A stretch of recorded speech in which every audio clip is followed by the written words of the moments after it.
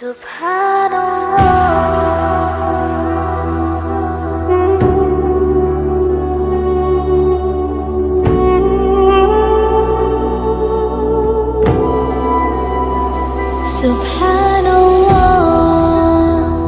walhamdulillah, la ilaha illallah, Allahu akbar. Subhanallah walhamdulillah, la ilaha illallah. Langsung saja, bismillahirrahmanirrahim. Pak, saya dari Universitas Muhammadiyah Malang selaku mahasiswa akhir untuk menyelesaikan tugas akhir yaitu skripsi.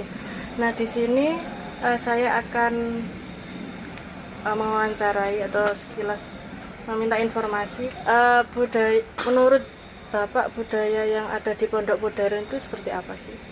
Gini, pondok ini masih berada di bawah SMK ya. Perpaduan, jadi perpaduan antara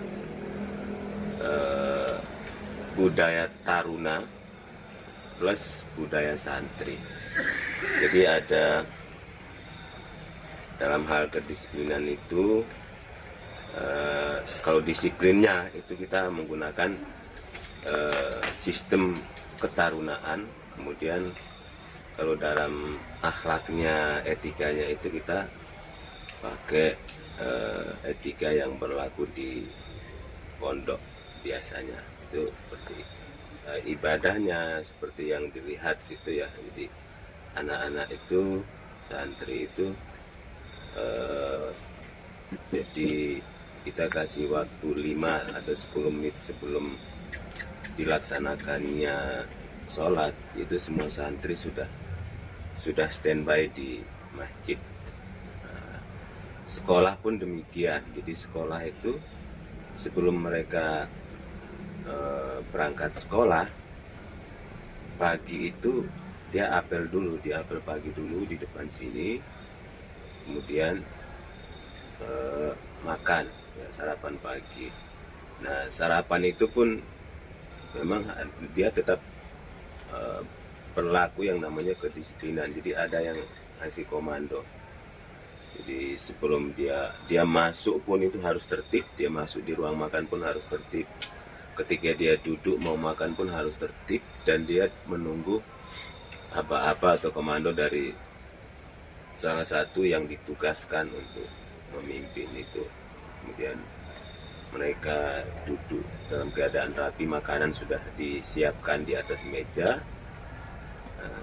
Jadi mereka tinggal masuk dengan tertib, tunggu komando, kemudian makan. Nah, setelah makan itu kemudian apel lagi. Jadi setelah makan itu apel lagi, mereka berbaris lagi menuju ke sekolah. Nah, di sekolah, setelah dia sampai di sekolah, di sana pun di sana nanti ada apel pagi. Usai apel pagi, karena kita ini kolaborasi dengan SMK, jadi kita ketika memulai pembelajaran itu ya pagi itu dimulai dengan sholat duha. Jadi absennya anak-anak itu kita absen pagi. Apel pagi itu di samping mereka absen di lapangan, mereka juga kita absennya ya lewat sholat duha itu. Seperti itu. Nah, usai sholat duha baru kita serahkan itu ke pihak sekolah. Nah, kemudian mereka mengikuti pembelajaran di sekolah. Itu singkatnya itu seperti itu. Dalam hal pembelajaran agama itu kita sesuaikan dengan kebutuhannya anak. Jadi kita pantau anak ini dalam pembelajaran agama itu yang kurang apa. Nah, itu yang kita perbaiki. Dan juga yang jadi fokus kita di sini dalam hal pembelajaran adalah tentang, karena ini sekolah kan SMK ya, kerja di SMK yang alhamdulillah SMK punya pondok. Jadi kita kalau di SMK itu kurikulumnya disesuaikan dengan DUDI ya, studi itu di perusahaan, maka di pondok itu kita sesuaikan dengan kebutuhan masyarakat. Jadi masyarakat itu butuhnya apa? Jadi misalkan di masyarakat soal agama, pemahaman agama, masyarakat itu butuhnya apa? Nah itu yang kita siapkan. Ya, kalau di masyarakat kan yang dia butuh adalah orang bisa mimpin sholat, dia sholatnya benar, fikihnya benar, ya tata cara ibadahnya benar, kemudian dia bisa ceramah atau bisa kultum, nah, kemudian dia bisa khutbah, dan itu kebutuhan yang ada di masyarakat. Nah itu yang kita siapkan. Maka jangan kaget kalau ke sini lalu melihat, loh pondok kok pembelajarannya seperti ini. Nah, karena kita ini pondok modern namanya.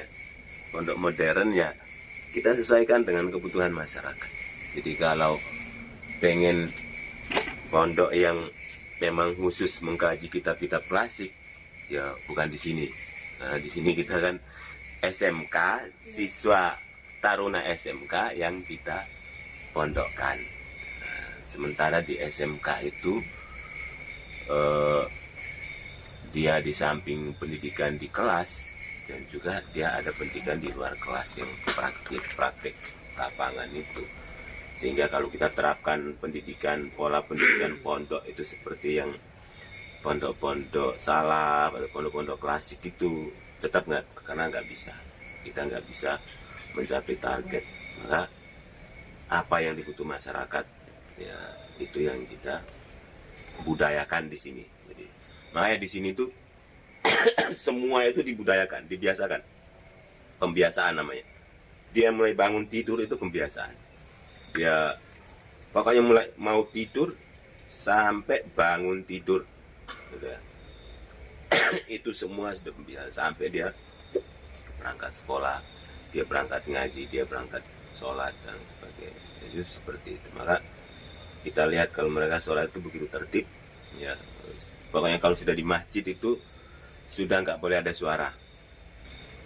Sering saya sampaikan ke anak-anak itu, kalau kita upacara bendera saja kita tidak boleh berisik, kita tidak boleh melakukan hal-hal yang memang tidak bagian dari ritual upacara itu, maka ketika ibadah atau kita di rumah Allah harus lebih dari itu, lebih tertib. Untuk program dari Pondok Modern sendiri apa Pak? Program untuk santrinya? Iya. Anak-anak ini kan rata-rata dari SMP. Dari SMP mereka dulu mungkin SD itu ada yang ngaji tapi ngajinya setengah. Kemudian di SMP dia nggak ngaji lagi, karena kalau sudah di SMP kan nggak mungkin dia belajar di TPQ atau TPA, sehingga itu terputus. Kalau kita misalkan ngambil persentase gitu ya, 80% itu mereka belum bisa membaca Al-Quran dengan baik dan benar. Itu baru baca Al-Qurannya, belum lagi tata cara ibadahnya. Dan itu yang menjadi program kita. Jadi di sini yang paling utama itu adalah pokoknya setiap habis maghrib itu nggak ada pembelajaran lain kecuali belajar ngaji Al-Quran itu. Makanya habis maghrib ini semua menghadap Al-Quran. Ada yang belum bisa ya menghadap Iqra, ada yang tilawati, ada yang Al-Wafa dan lain sebagainya. Pokoknya setiap hari seperti itu.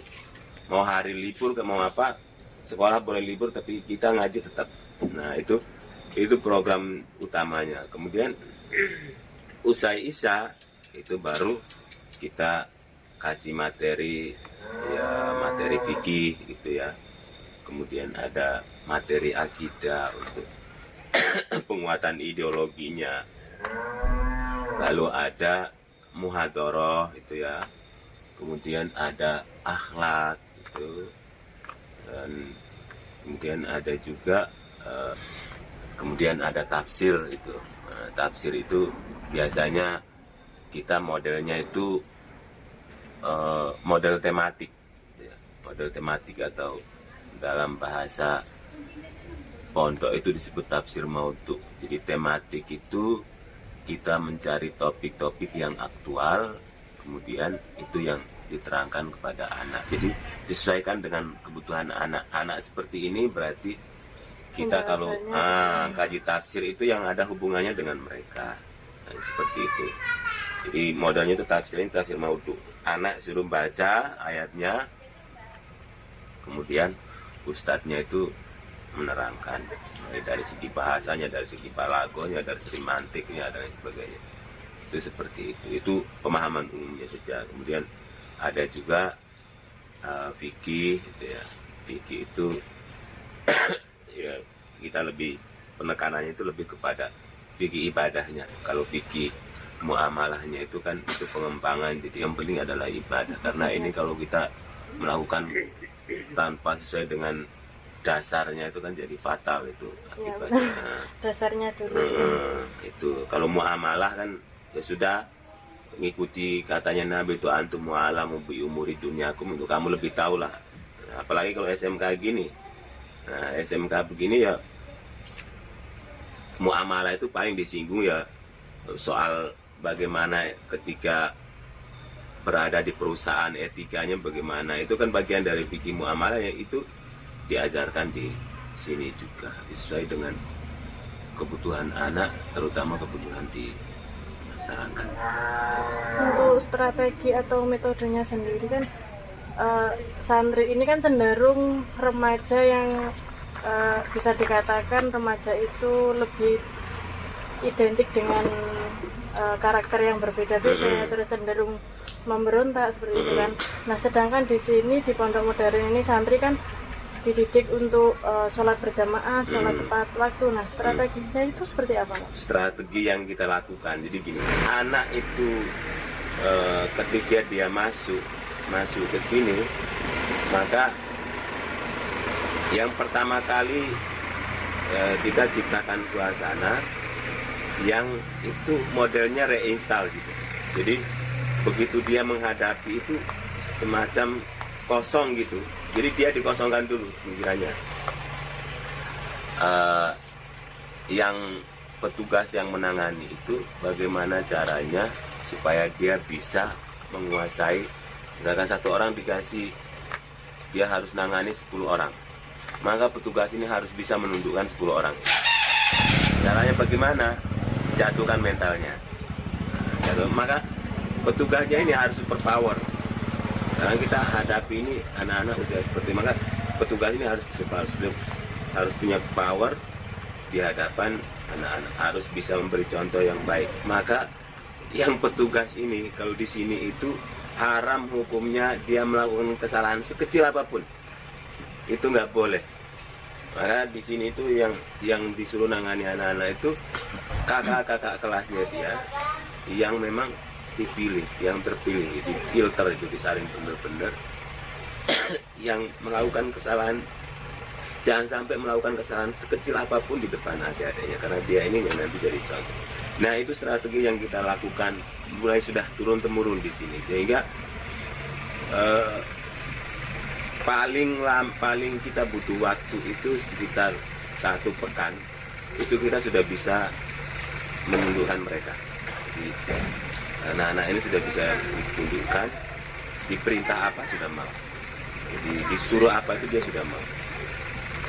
Tentu itu kan pengawalannya di situ.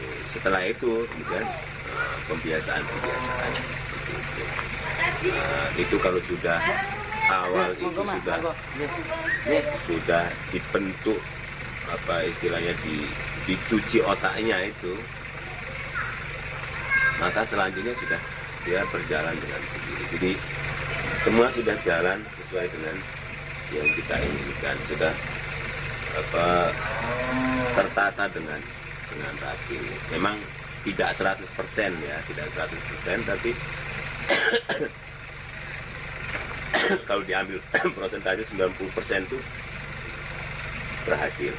Yang 10% itu tertutup dengan 90%. Jadi sehingga ada kesalahan yang dilakukan oleh anak-anak itu nggak terlihat, karena dia tutupi oleh 90%. Tetap ada namanya manusia itu kekurangan itu ada, jadi nggak dianggap sempurna. Kayak sholat gitu pun, walaupun 10 menit sebelum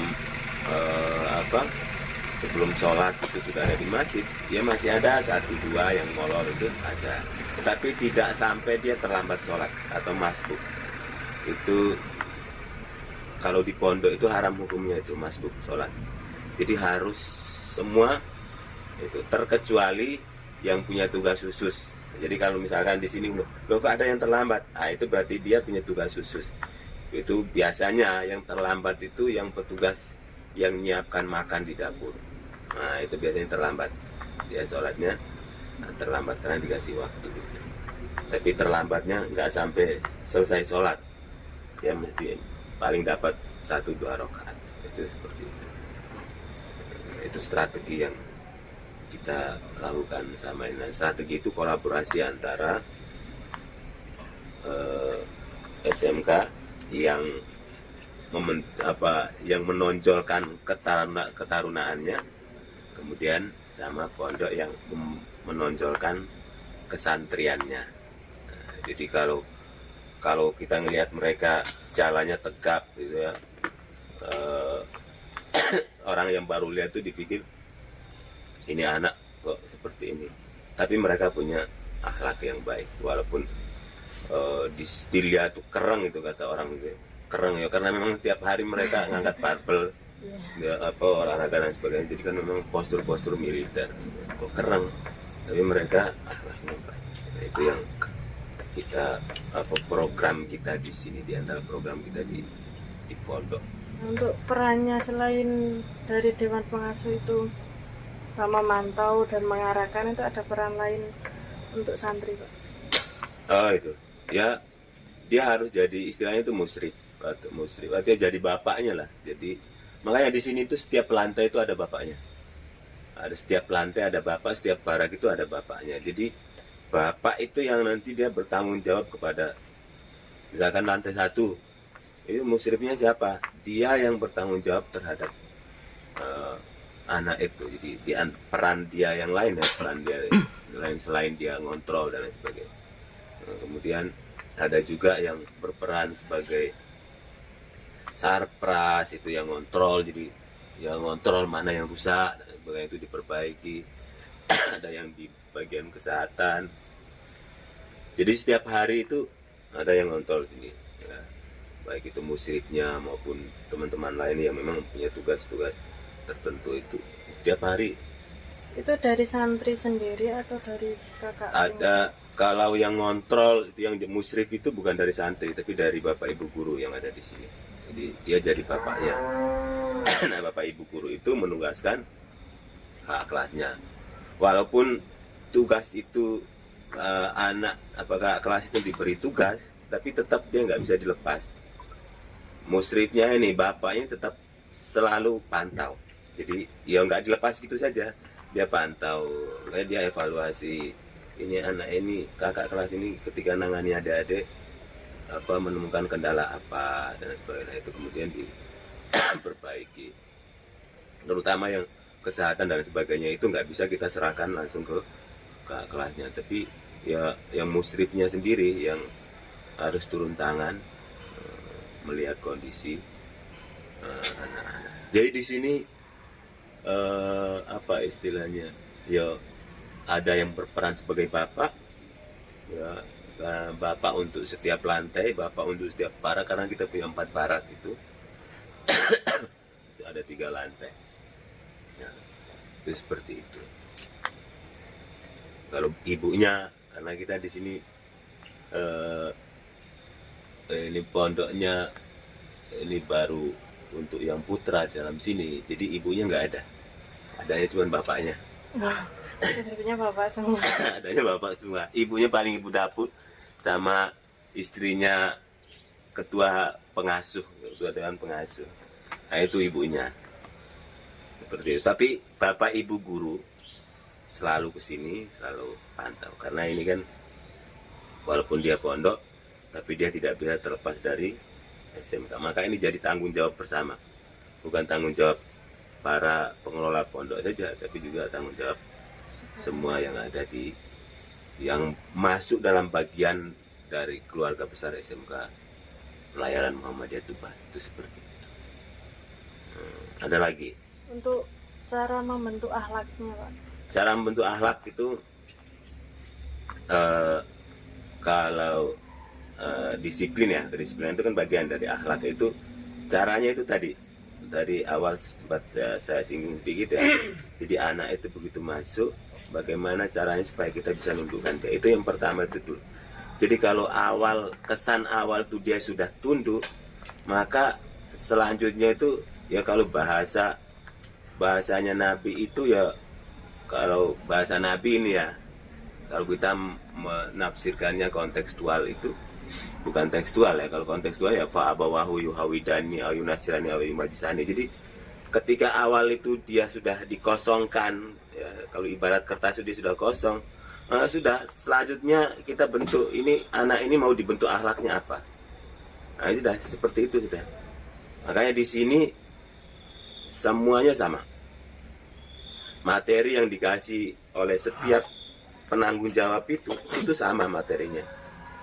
Kalau akhlak misalkan lewat depan orang, hari pertama lewat depan orang harus tangannya begini tunduk, maka itu yang diajarkan. Jadi semuanya serempak itu. Nah, itu cara kita membentuk karakternya. Jadi bertahap ya. Ya bertahap, termasuk bagaimana mereka ketemu orang tua, saling cium tangan dan sebagainya. Itu apa, dia memang bertahap, ya kan? Ketika diajarkan hari pertama apa, itu serempak itu yang diajarkan, dibiasakan seperti kebiasaan. Nggak bisa kita kasih secara semuanya langsung, itu nggak bisa. Jadi ya bertahap. Maka di sini itu kita lakukan dua. Ketika dia dari sini dia keluar ke sana, jadi ada zona itu. Dia kalau sudah di sana, maka yang di sana itu yang berlaku adalah aturan ketarunaan. Begitu dia masuk sini, dia sudah masuk area pondok, maka itu yang berlaku adalah aturan santri. Makanya kita padukan itu. Jadi kalau di sekolah dia boleh ketemu bapak ibu gurunya, selamat pagi, selamat siang. Tapi kalau di pondok sini nggak boleh, harus assalamualaikum. Ya, nggak boleh selamat pagi, selamat siang. Jadi ketemu gurunya, ketemu ustadznya ya assalamualaikum. Kalau di sekolah masih dipersilakan ucap selamat pagi, selamat siang itu. Seperti itu. Untuk bentuk pengawasannya itu seperti apa? Pengawasan Ya, perkembangan dari santri itu sendiri. Kita kalau setiap kalau sesama kita gini hampir setiap hari itu kita evaluasi. Tapi kalau untuk seluruh pengurus itu biasanya setiap 2 pekan sekali kita adakan pertemuan evaluasi, di antaranya membahas tentang perkembangan anak dari pengawasan yang kita lakukan itu. Jadi pengawasan tiap hari ya, bapak ibu gurunya ya ada yang selalu ngawasi anak. Jadi di sini itu ada petugas jaganya yang di standby di sini sampai anak itu kalau sudah dinyatakan tidur baru dia boleh pulang. Kalau anak itu belum tidur, belum dikondisikan anak-anak semua tidur, maka yang petugas jaga itu belum boleh pulang. Jadi dikontrol semua. Jadi sebelum pulang ini dikontrol semua. Dilihat itu kondisinya. Apakah anak-anak sudah pada istirahat semua, atau ada yang masih main, atau ada yang masih ngobrol. Nah, yang masih main atau masih ngobrol dipersilahkan tidur.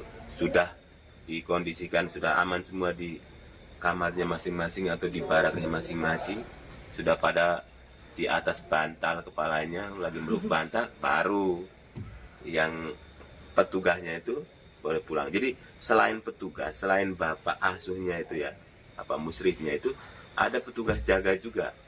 Jadi petugas jaga yang ngontrol itu. Nah di sini sementara ini kita terapkan jam 9 ya, paling lambat itu setengah 10 malam itu sudah nggak ada lagi kegiatan apapun itu bentuknya. Jadi itu pokoknya di atas itu semua sudah sepi karena semua sudah pada istirahat semua. Itu seperti itu yang kita lakukan. Untuk faktor pendukung dalam pembentukan akhlak santri pondok modern ini, Faktor yang mendukung, ya. Faktornya itu ya apa istilahnya, aturan ya, sama aturan itu, atau normatifnya itu. Jadi aturannya itu kita buat. Jadi aturan sudah siap. Kemudian tim-timnya itu disiapkan, tim-tim para eksekutornya itu. Jadi mereka yang nanti mengambil peran itu beberapa pendukung dalam hal pembentukan karakter. Kemudian lingkungan gitu ya. Lingkungan itu penting. Jadi kalau kita ingin anak itu istilahnya jalannya tegap, kemudian karakternya bagus, maka lingkungan itu memang kita sediakan memang lingkungan yang mendukung itu. Nggak bisa misalkan di sini kita suruh akhlaknya baik, kemudian tutur katanya baik, ibadahnya juga baik, tapi lingkungan nggak mendukung. Nah itu nggak bisa. Nah, itu beberapa sarana yang penunjang pembentukan karakter itu. Peran penting itu saya rasa di lingkungannya ya. Lingkungan itu memang kita sediakan. Dan misalkan kita menerapkan satu pelajaran atau satu aturan, itu jangan sampai aturan itu berubah. Atau misalkan anak itu melakukan kesalahan, maka jangan sampai tidak diberi sanksi, harus diambil tindakan. Nah sanksinya itu macam-macam, disesuaikan dengan kondisi anak. Yang jelas tidak sampai melanggar hak asasi manusia. Kalau di sekolah itu kan kalau misalkan siswa melakukan pelanggaran, nah tindakannya itu kan biasanya berupa push up atau kalau di lingkup pondok sendiri. Lingkup pondok itu ada yang disuruh bersihkan WC, ada yang disuruh hafalan gitu ya. Hafalan surat-surat tertentu atau disuruh hafal hadis-hadis tertentu, itu seperti itu. Itu pelanggaran yang ringan gitu ya. Pelanggaran yang memang gitu. Tapi kalau pelanggaran yang sudah berat itu kan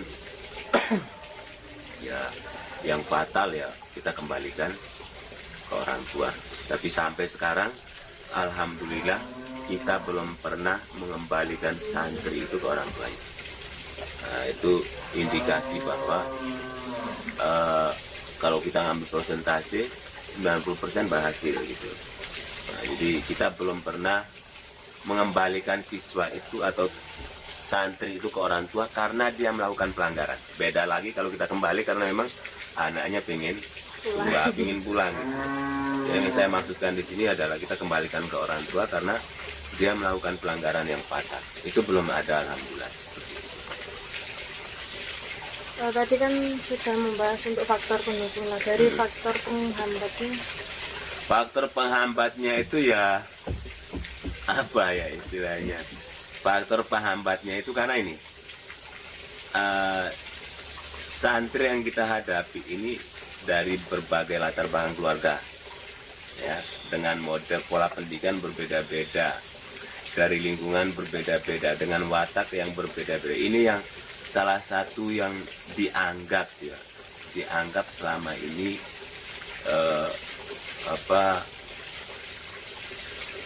dianggap mengganjal program. Tapi dengan istilahnya sistem yang kita terapkan di sini ya alhamdulillah ya berhasil gitu. Jadi kita belum menemukan hambatan yang berat gitu ya. Hambatan yang berat itu belum ada. Kalau dari segi kebutuhan anak dan sebagainya nggak ada hambatan, insya Allah. Jadi itu di antara faktor-faktor penghambatnya. Kemudian yang berikutnya adalah tentang dalam hal orang-orang yang ditugaskan untuk menangani itu. Kadang itu kita merasa kekurangan orang. Ada dalam perjalanan itu mesti ada kekurangan karena kan jumlah yang masuk di sini kan nggak bisa tetap. Nah itu yang kadang itu membuat kita Kewalahan. kewalahan di sini. Tapi ya alhamdulillah proses berjalannya waktu itu bisa teratasi. Seperti itu. Jadi belum ada penghambat yang apa istilahnya yang memang itu sifatnya fatal, itu belum ada. Itu paling hambatannya seperti itu. Untuk ini Pak, saya nanti mau melihat ini apa aturan sekaligus sanksi Oh gitu. dari Ya. pondok ini. Ya nanti akan dikasih sama apa Mas Wahyudi. Nah, itu dia yang bagian di administrasi. Ada aturannya, sanksinya apa saja itu ada. Sudah Pak itu. Oh. Udah itu saja. Ya. Nah, Terima kasih Pak. sama-sama, semoga dilancarkan kuliahnya.